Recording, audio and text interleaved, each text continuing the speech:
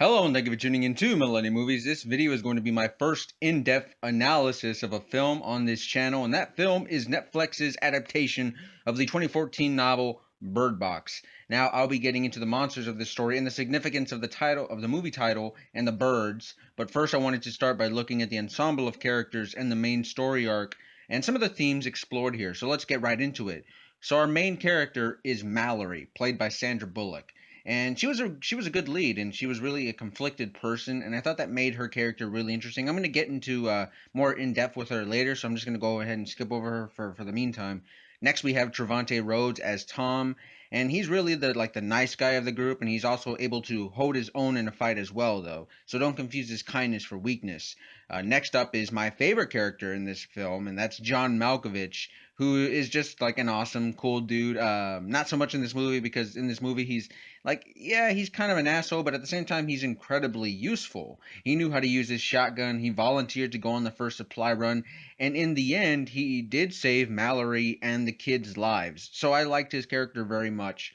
Um, Man Bun Kelly is, I guess, in this movie for some reason. All he does is curse repeatedly, which I guess was supposed to be funny. I don't know. His only character trait is that he pops pills and like hits on the police academy girl. So he's basically playing himself, right? Let's move on from him. The old woman was sweet. She really was, and I felt sympathetic towards Olympia, who was the other pregnant woman who they let inside the house, and I liked her, but there was no way that she was long for a post-apocalyptic world, and she admits that herself. She says that she's too soft. Moving on from them, we have BD Wong, who's another cool actor. I like, but he's simply too willing to help others, and that's ultimately his downfall. It cost him his life.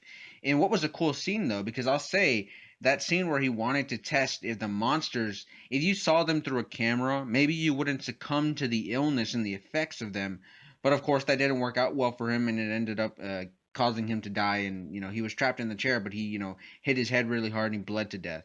So that was a cool scene. Little Ray from Get Out was funny as he always tends to be. He provided the comedic relief, and I really bought that he was the most terrified of them all. And he also got a nice little arc where we got to see him go out like a hero, and he sacrificed himself for the others. And don't even get me started on the police academy girl, who not only goes off banging Man Bun Kelly, but she leaves with him and takes the car. So seriously, screw them. I'm certain that they didn't last long on their own. And I mean, who do you want you? Who do you want protecting you out there? Machine Gun Kelly or John Malkovich and Trevante Rhodes? I mean, it's a no-brainer. But obviously, she was just a dumb character, and I mean, I don't get it, right? Like, wasn't she like in the police academy? Like, she was training to protect and serve people. Well, that's the exact polar opposite of what she ended up doing in the end. Lastly, we have Tom Hollander's character, who is suffering from a mental illness of some sort, and it's through him and other scenes that we find out that those suffering from mental illnesses like him are seemingly immune to the side effects of looking at whatever the monsters or the force is in this film. So that was, I like the introduction of him and what that ultimately led to. Overall, I like these characters, even though they didn't exactly make some of the smartest decisions. Really, they should have just listened to John Malkovich the entire time because, yes, he wasn't the easiest guy to like, but I think he's the type of dude who grows on you. And he said he was always right. And if they listened to him on three separate occasions, then BD Wong's character, Little Ray's character, Olympia, and the old woman would have all lived at least considerably much longer than they actually did. So the characters needed to walk this sensitive line of survival and keeping your humanity and deciding where to draw that line, which is the dilemma that is often explored in these post apocalyptic stories similar to The Walking Dead. But now, this film reminds me of a recent horror flick, A Quiet Place. And no, not just because of the concept similarities. There you can't make noises, and here you can't look.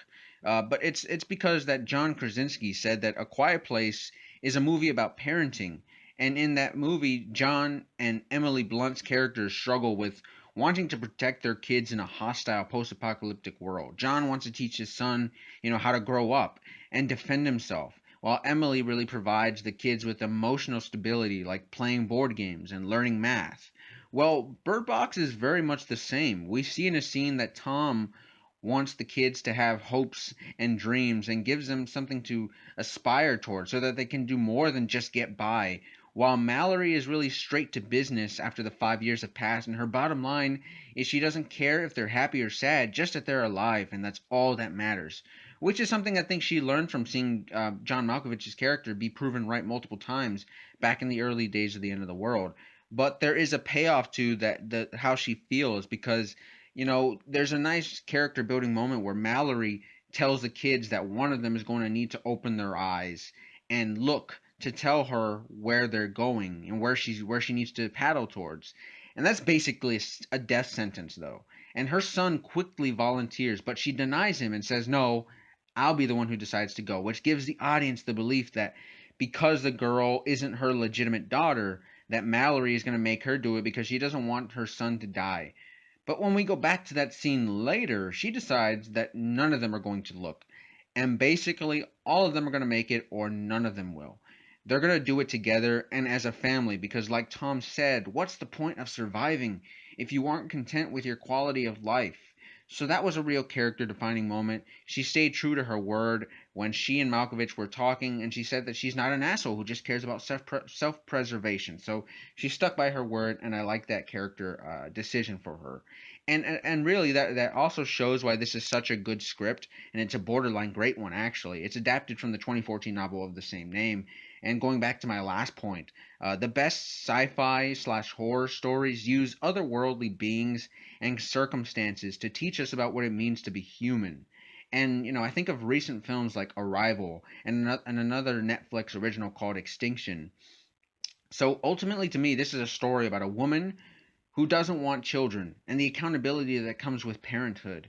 In the beginning, she says herself that she hates to be pessimistic, though she is, which stems from I think how she was raised as a kid by her parents, which she didn't have the greatest relationship with. She says herself on numerous occasions. Then toward thinking at the end of the film, where she finally calls the kids both her children and she gives them names and embraces them and opens up. She changes. She has hope now with the community that they find at the end because she uses care and love and finishes Tom's story to get the kids back to safety, something that she would not have done just a few months earlier. So that is great character growth. I enjoyed seeing that play out throughout the film. Now, as for the monsters or the disease of this story, we don't get to physically see it or them. We only get hints at any appearance in the drawings from Tom Hollander's character and his charcoal drawings of these humanoid bug looking creatures.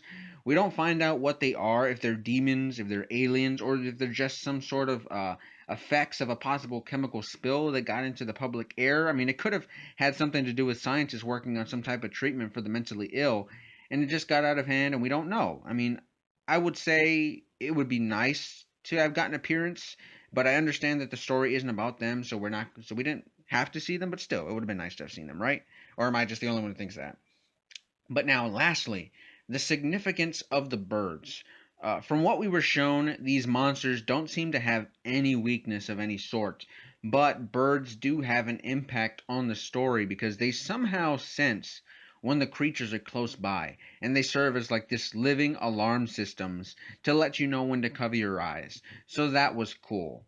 But the last thing I really want to say is going back to Trevante Rhodes' character. That was probably my favorite scene throughout the entire film. Like him sacrificing himself for his family, for Mallory and the kids to both get away. I thought that when he decided screw this, I have to take off my blindfold. Otherwise, there's no way I'm gonna kill all these crazy people who have the advantage of sight on me. And he decides he's gonna risk his life and take off his blindfold so he can make sure that he gets a clean shot on everybody, and he does. And when he finally sees the force or the entity or the demon, whatever these monsters are, he still has enough strength within himself to kill the last dude, the dude from Ant-Man and the Wasp, and he kills him, and that allows for Mallory and the kids to get away, and he gives them that second chance at life. He gives them that hope. So I really like that. And one other thing that I wanted to mention was one of my other favorite moments in the film, which was probably the most suspenseful actually to me, is when they're all driving to go on that supply run to the supermarket, and they're using the GPS to try and navigate, and they have the car just like completely covered in paint and like newspapers So that was a cool looking scene. I've never seen anything like that before, where you had to like cover the entire car and you can't physically see yourself where you're driving to, but um, just using that GPS was, I thought that was really cool. I've never seen anything like that, so that's just something that I wanted to point out and give it a little bit of props to as a fellow filmmaker myself, at least a hopeful filmmaker. But anyways, guys, this brings me to the end of my review, and I hope you enjoyed it. I really enjoyed making it. If you'd like to see more in-depth reviews like this one, let me know so I can go ahead and do more. But until then, I've got plenty of videos talking about all things horror, like Castle Rock, Stranger Things, The Walking Dead, and all great horror films out there. Next week, you want to keep an eye out for the trailer for Jordan Peele's next horror movie, Us. That's really going to help me determine a list that I'm making for next year. I'll probably get the video out within a couple weeks, but it's basically a top 10 horror films you are not going to want to miss in 2019 because trust me, there is a lot of good ones coming. But until then, guys, I've been Millennial Movies, and I will see you all in the next one.